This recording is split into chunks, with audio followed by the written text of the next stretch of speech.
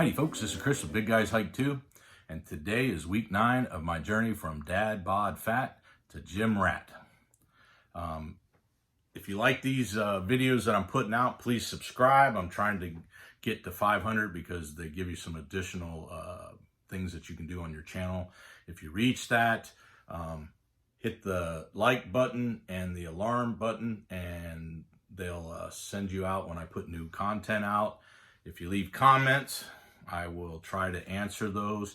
They help me with coming up with new ideas and new videos, so they're deeply appreciated, and they also help motivate me to keep going on my journey.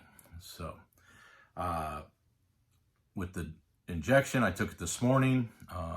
The side effects that I got last week were the constipation came back with the larger dose for the first 5 days, and then I went back to normal the last 2 days.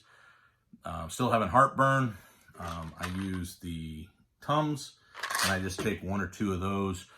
The nighttime heartburn has gone down to maybe once a week, whereas going to the gym and working out, I'm getting heartburn at least half the time.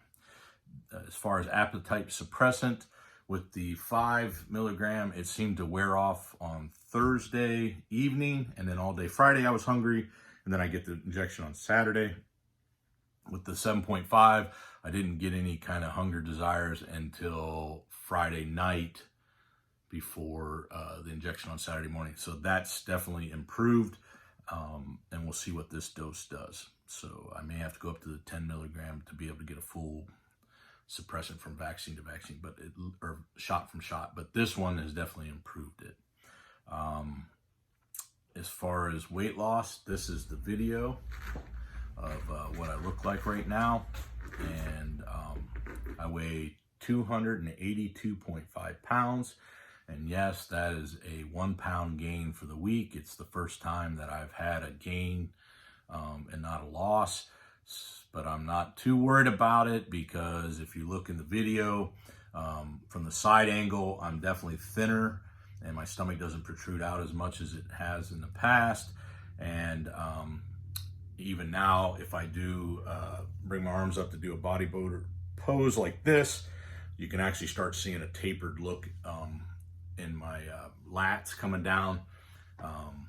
And also the other noticeable thing is my man boobs, my stomach, and my love handles are all kind of sagging, and with the stomach and the side handles, they're actually flipping over, so the skin's kind of almost making a crease now, which is because the skin's loosening up because the fat's going away.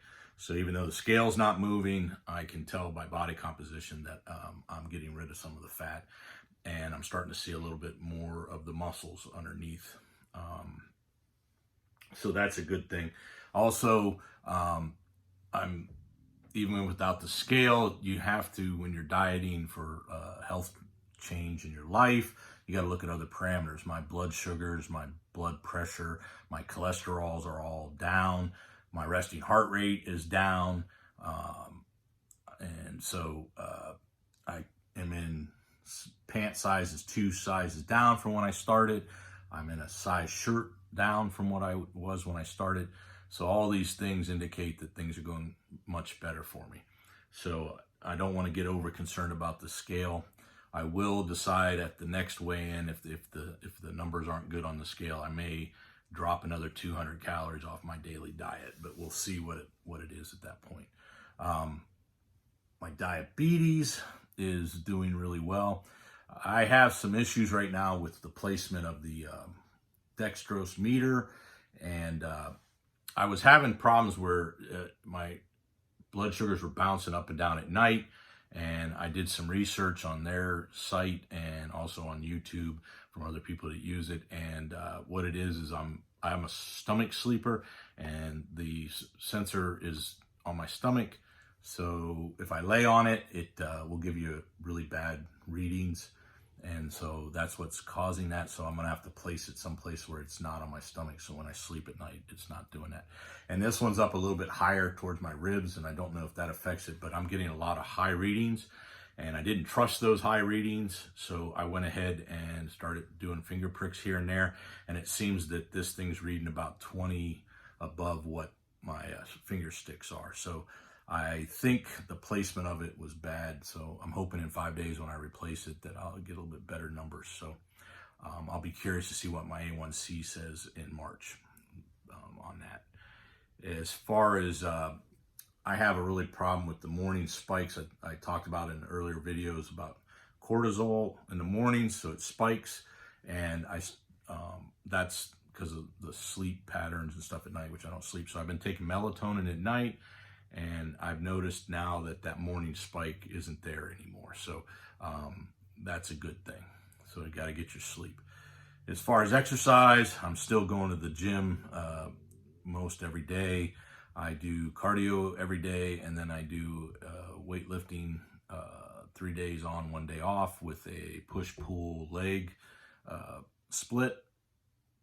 I did manage to go in the evening twice this week with a friend of mine who's also wanting to lose some weight and get in better shape.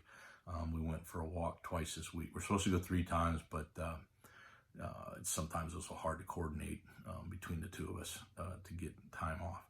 So we did do 2 this week, which is an improvement from 1 last week. So, and then I also am doing a little bit more yard work. I'm finding that I still have energy after I go to the gym, where I can go outside now and do stuff. Before, I'd go to the gym and I did some housework and stuff like that, but I just didn't have the energy to get outside and really get into a little bit hardcore yard work. So that's actually starting to improve. So that's a good thing.